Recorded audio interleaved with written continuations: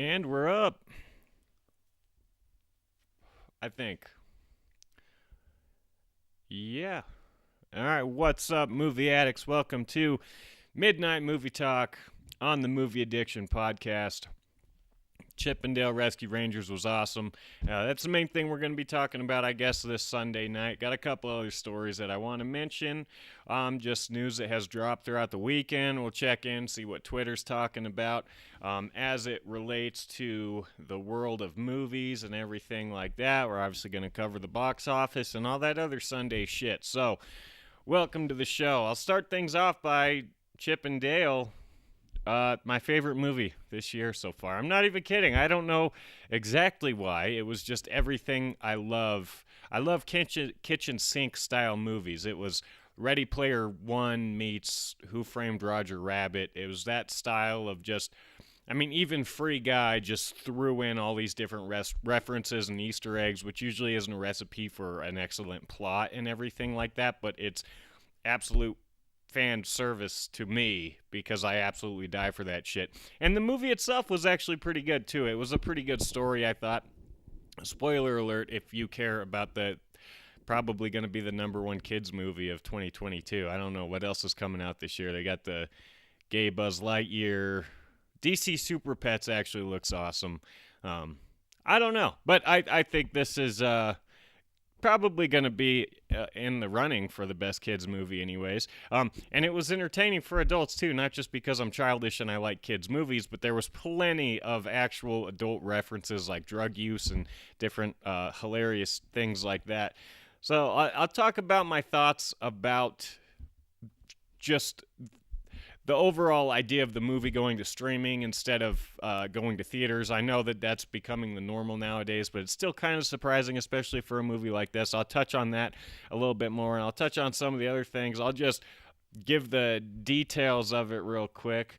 Let's see if I can pull it up here. It's directed by the guy, one of the guys from The Lonely Island, and one of the other guys, Andy Samberg, is obviously one of the voices in it. He's got one of the most recognizable voices nowadays. Kiva Schaffer, I don't know. He's the middle guy, I guess, in The Lonely Island. That's what I would consider him, because in my mind, I place him in order, but I guess a lot of people probably won't know who I'm talking about. He's not the little... Oh, where'd it go?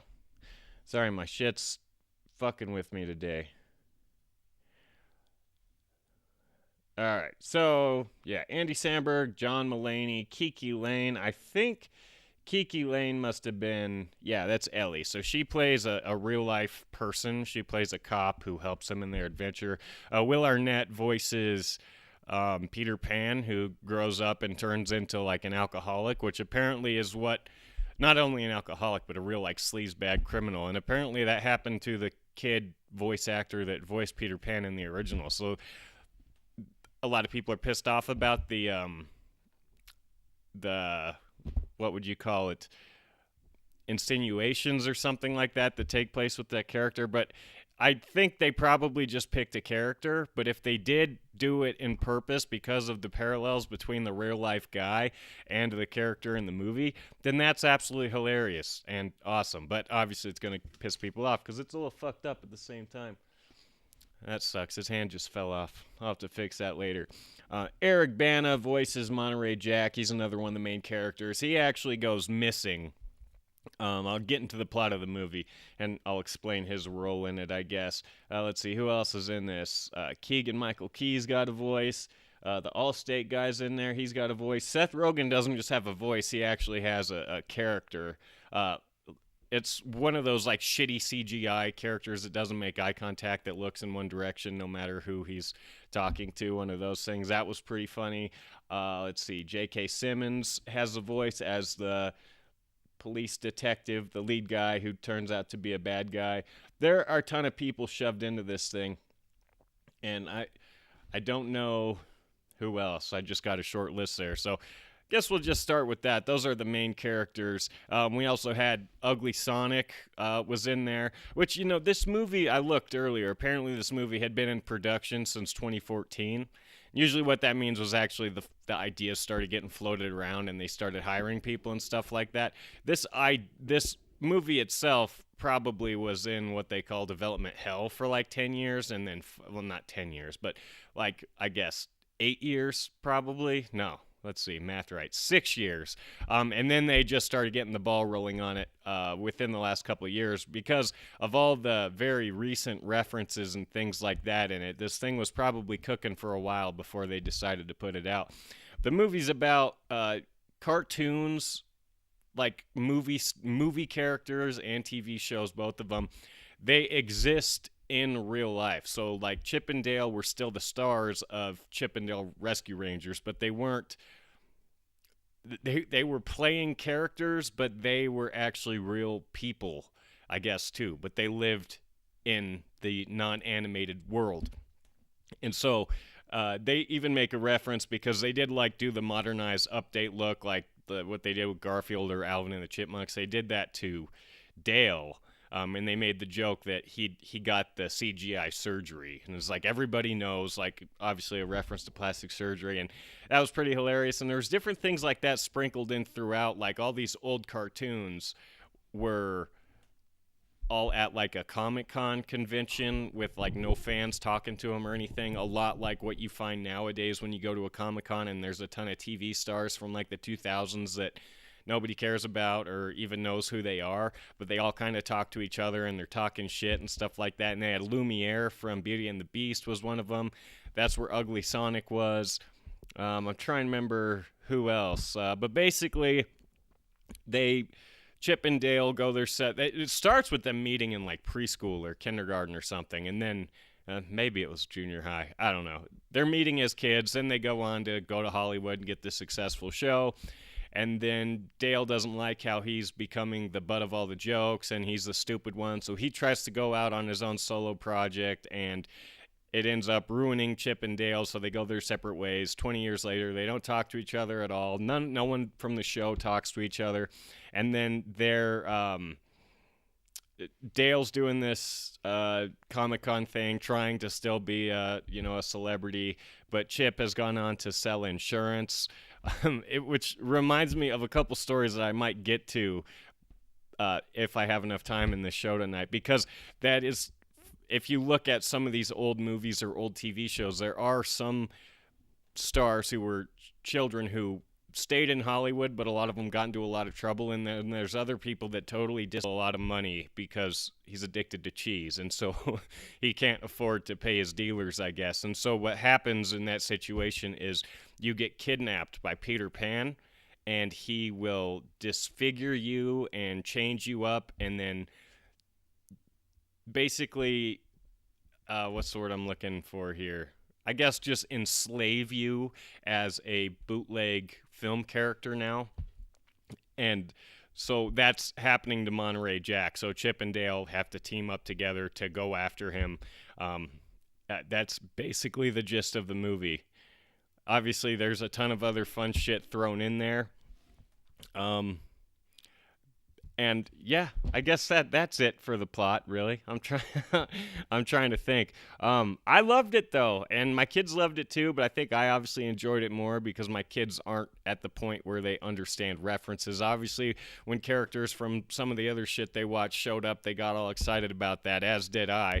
And this thing was chock full of references from every studio, every network. There was a reference to like Jimmy Neutron and Rugrats, so like shit that's not even Disney. And then there was like live action movies referenced, like Jurassic Park and Transformers, and there was a ton of shit that even I was like, okay, this is probably a reference, but even I didn't understand it. So I was reading through an Easter egg list that they put together for like Hollywood Reporter and some of those other outlets whenever there's a movie like this. And yeah, so that's basically it for the movie. As far as this being my favorite film of the year so far, there wasn't a really high bar for that. I haven't really loved a movie, I don't think, until this one. I really enjoyed Scream. I really enjoyed Shut-In.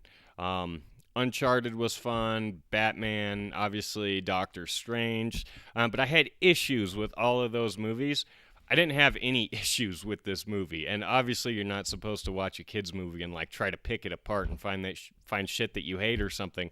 But I didn't, and obviously I would do that because that's just what I do when I watch movies for whatever reason. I just can't have a good time. I've got to pick everything apart, and this thing was just nonstop nostalgia. Basically, showed me everything I wanted to see, so I never had to look at it that deeply and go, wait a minute, that's a stupid plot point. Why'd they do that? And I would do that watching a kid's movie, which is why my kids don't like watching movies with me. But as far as just the outer details of this movie, I think this was a good thing for Disney Plus, but at the same time, this would have totally crushed it at the box office, I think, if they would have marketed it correctly, because these kind of movies obviously always do well. The only one that I keep going back to is Ready Player One, and I already mentioned Free Guy, but I know there's more.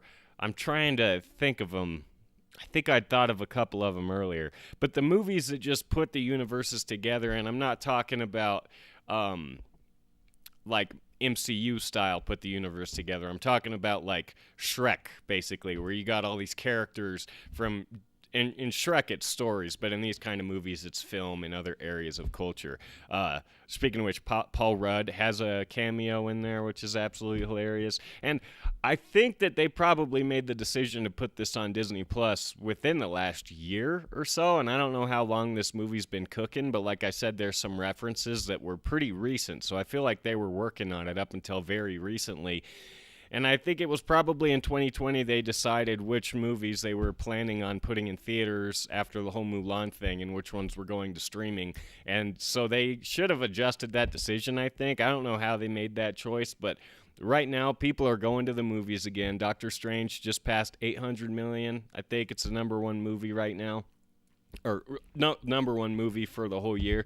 We'll get to box office in a sec. But I don't see how this movie wouldn't have done extremely well. And they could have given it like a 30-day theatrical window, or I think they're doing 45-day theatrical window, and then putting it on. That's what they're doing for HBO. They could have done the same thing with Disney Plus. I know it takes a while for something to come out on Disney Plus. I think Black Widow took about 3 or 4 months. It was much longer than 45 days.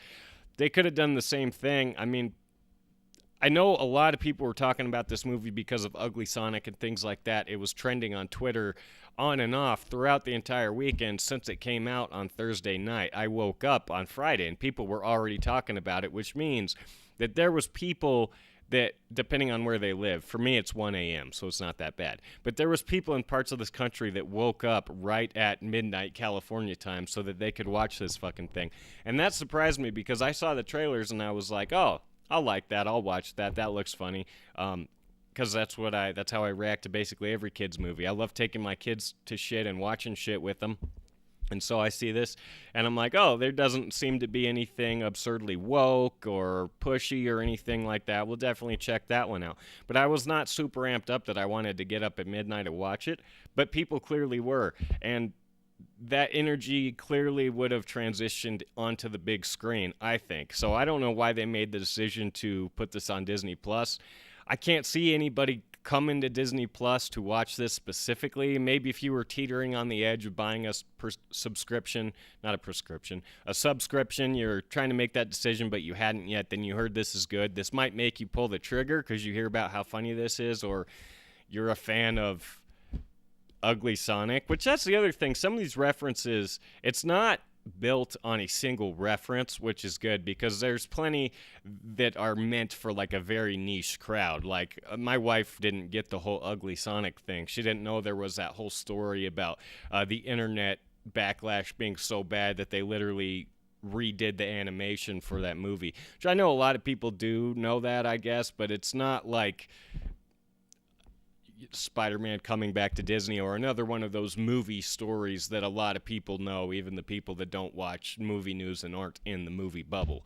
But yeah, I guess I lost where I was going on that. But yeah, Chip 'n Dale Rescue Rangers, favorite movie of the year so far. Pretty solid on that, actually. Although that could change pretty quickly because buzz, I guess, that I've been hearing about Top Gun is it is absolutely amazing.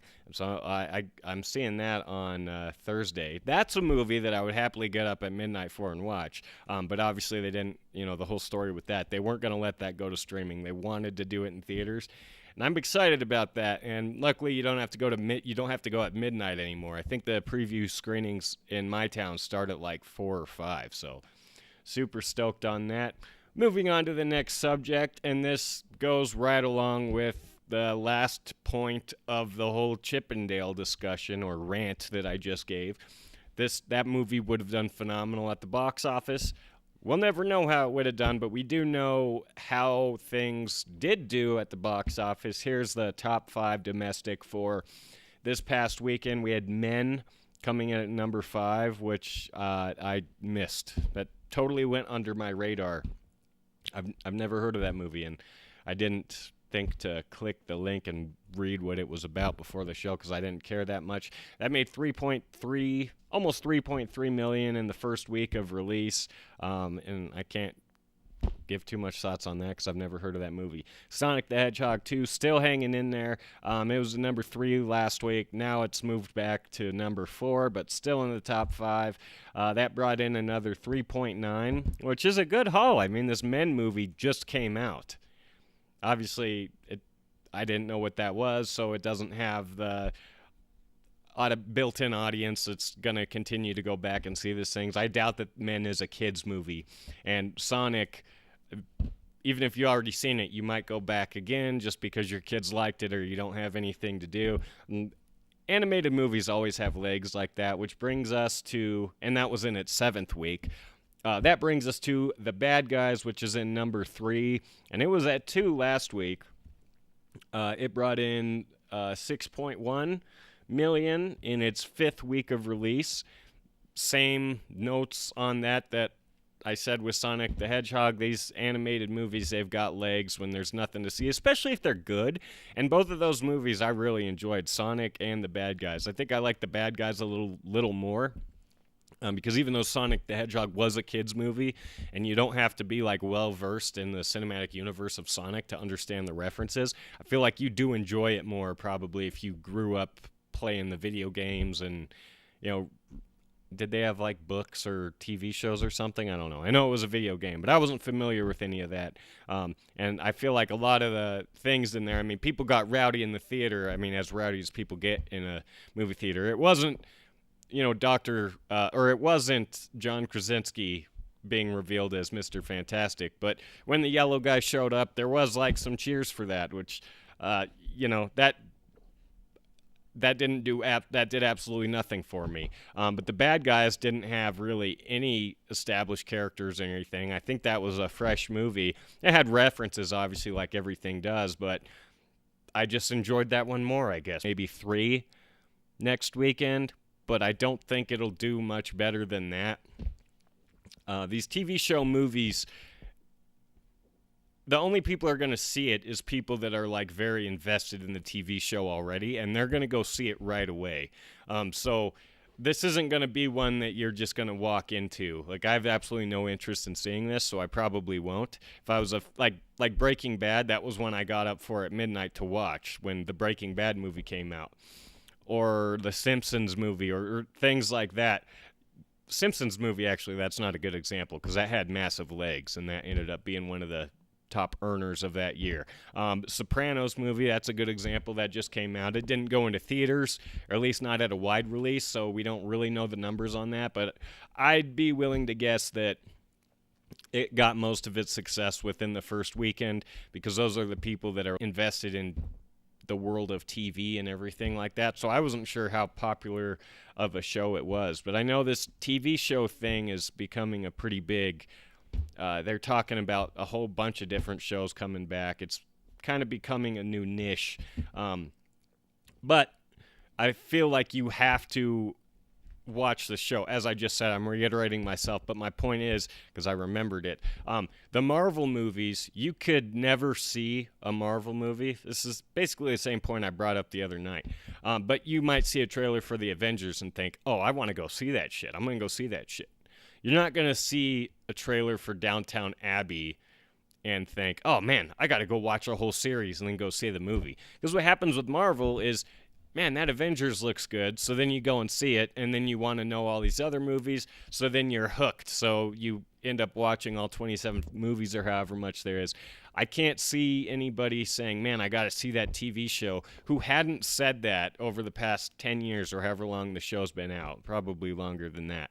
If you haven't watched it yet, a movie's probably not going to get you to watch it. So $16 million, it's pretty good, but it's expected that it didn't do a whole lot better. And once again, reiterate myself for the last time, I don't think it'll do much better past that. And number one, as for mentioned in the first segment of the show, Doctor Strange, became the number one movie of the year domestically. It made an additional 31.6 just this past weekend.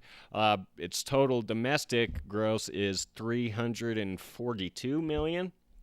Which is a pretty good haul. It's definitely going to cross $1 billion worldwide, which is great to see. And you know that this movie, talk about movies having legs, as I've mentioned, you know that Marvel movies are going to have that. But I'll be honest, I'm a little surprised that this movie has the kind of legs that we're used to seeing from Marvel's. It's only in week 3, and it did have quite the drop. But I would think that the more word of mouth spread about this, the less amount of people would go to see it. In a certain extent. Obviously, it depends on the demographic. But this is not a Marvel movie that you should, take a kid to, obviously. And that's the buzz that people are going to be hearing. And so you probably shouldn't take your kid to that, so then you just wait to don't go see it. But then there's another person who doesn't really like any of the Marvel movies, and they hear that, and they think, oh, man, I got to go see that one. That one sounds awesome. It's that murdery and everything like that. And so I'm actually kind of surprised that it's still doing this good. But at the same time, it is a Marvel, so you can't really be that surprised. So yeah, that's the box office. No big shockers or anything like that. The main thing, though, is what's it going to look like next week. I'll be surprised. Actually, there's no way that Doctor Strange beats Top Gun. And Top Gun comes out this week, right? That's what I've been saying, so I hope that's right, but I've gotten it wrong before. It comes out this week or next, and I think that obviously takes the number one spot. I think they made a good decision waiting to put that in theaters, and I think it's going to make a shit ton of money. It's going to have that kind of Jurassic World energy. The difference between this and the first Jurassic World was there actually is a lot of buzz around this. Critics are saying it's really good. I remember Jurassic World was just coming out. Yeah, that looks cool. Jurassic World's coming back. I thought it was going to be similar to, not the movie itself, but I thought the reception was going to be similar to a modern Terminator or Rambo or one of those other properties. But when it came back, it had the highest opening domestic weekend of all time. It beat Avengers and everything like that. It only kept that title for a couple years, but that blew everybody away. Everybody was so surprised it made that much money, and I think a similar thing is going to happen with Top Gun. Moving on, this is from Screen Rant, and I'll just cover a couple more. Okay, so this is basically now we're just going to talk about the stories that have been going around on Twitter the weekend, just to kill this last 6 minutes or whatever I got here. So here's a story. This version of it is in Screen Rant, but you saw this floating all over the place this weekend, at least if you're in any of the movie circles or cartoon circles or anything like this. But this is the headline. Mike Myers would love to make a new Shrek movie every year. Mike Myers has opened up about his portrayal of the titular animated ogre Shrek, admitting that he'd be thrilled to return to the franchise. That's actually a pretty mild headline. You got other outlets reporting it that made it seem like, oh my God, this is happening, like Mel Gibson's directing Iron Man 4, one of those kind of stories, that somebody asked him a question, he said this because he was asked, and they're not technically lying, because in his actual quote, he does say he'd be thrilled and he would love to make more Shrek movies, but it was in response to a question. It's not like this was an announcement that anything's going to happen. Obviously, we will get more Shrek eventually because it's just a money machine. And that's why he loves doing them, because I wouldn't be surprised if he puts in more than 2 weeks on these things, and he by far makes more money doing that than anything he's ever done. Here's the actual quote. And I guess the actual interview was in GQ, and so I don't know what the question specifically was that was asked. But here's the quote. I loved the idea of taking a fairy tale and turning it on its head. Having it be that all the traditional bad guys are good guys and all the traditional good guys are bad guys. I realized it's a dramatic role. I mean, halfway through, I went, there's an emotional center here. You know the old joke, I wouldn't want to be a member of a club that would have me as a member. I always felt that way. The concept of going from a self-loathing ogre to a self-accepting ogre was meaningful to me. I love playing Shrek. If I had to do one Shrek a year, I'd be thrilled. So he's just reminiscing on the role because he was asked about it.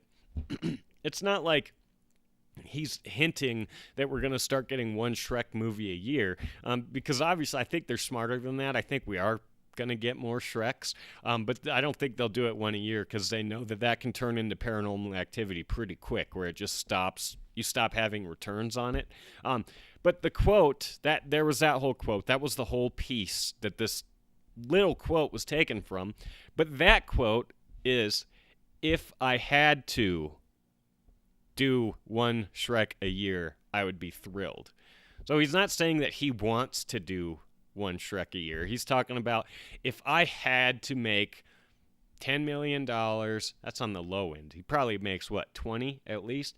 If I had to make $20 million for a week of my time every year, I guess I'd do it. That's what the actual story was, but, let's see. We'll do a couple others. Oh, here we go. This just happened today, I think, because I just started seeing it. It was another one of the Twitter stories. Colin Cantwell, concept artist who designed iconic Star Wars spacecraft, dies at 90. His love of architecture and fascination with space provided the perfect combination for Cantwell to make serious moves in Hollywood. Working on several projects, his initial credited work being 2001, A Space Odyssey. And this is one of those funny because it relates back to part of what I mentioned with the Chip and Dale movie. But obviously this guy died, so people are paying their respect, and everybody loves this guy right now because he died. This is a number one story. Everybody's going, oh my God. But I went to a Comic-Con that they had in my town in 2017, and this dude was literally sitting in a table, just like head down. Like, nobody cared that this dude was there. Me and my cousin went up and talked to him, but at first, I don't even think we knew. I think he was, selling stuff, and we're just like, oh, this shit looks cool. We're not like, oh, my God, you're the guy that created the Death Star. Star Wars is so vast that there's so many people that had, important roles in what is probably the most important saga or franchise, I guess you'd call it, in culture ever, I think, that there's just a lot of different architects. It's kind of like building a country, like in American history, there's all these characters and people that played a very important role, but there's just too many of them that you can't give each one the respect they deserve. So I'm glad people are paying this guy respect now that he died, but nobody gave a fuck about this guy, at least in my town. I mean, and the person that blew him away was another guy who was old and frail and could barely talk, and that was Billy D. Williams. So Williams, not Williams. But I think there was some Walking Dead, not even main cast. There were some other people. And so it's not like nobody saw him because Chris Evans was there or something like that. Nobody went to see him because nobody cared. They care now that he died, so that's fair. Here's one more story. Or not story, but this is just the other thing that's been trending on Twitter at least all day. And there's two different reasons that I can find why everybody's talking about this now. And that is Wakanda Forever. That phrase has been trending, not in the actual top 29 or whatever, but just if you go to trending, if you're into this kind of shit and it picks topics for you, then that's been trending. And so the first thing that pops up is, at least for me, is that I'm thinking it's probably from the studio wrap, like something that they sent out to the crew, like a gift, like a production gift, like they always give, or if it was on the director's chair, I don't know. But there's a leaked logo that says it's Marvel Studios Wakanda Forever. It doesn't show Marvel Studios Black Panther 2 Wakanda Forever. And so people are thinking that, oh, they're dropping the Black Panther. This isn't going to be a Black Panther movie, obviously, because he died, and they're not recasting him or, Paul Walker in him. And so they think, oh, this one's just going to be about all the other characters in Wakanda. I don't know if, I'm thinking this was a studio or a crew gift.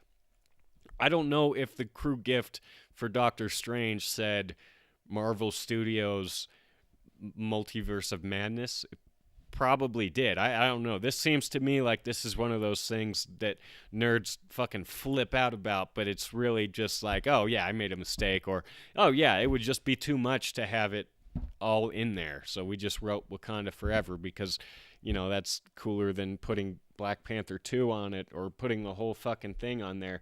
And then the other reason why Black Panther, or not Black Panther, but Wakanda Forever was trending, and actually real quick, so officially it's still being released as Black Panther Wakanda Forever, but that leaked image has people thinking that there's a change coming.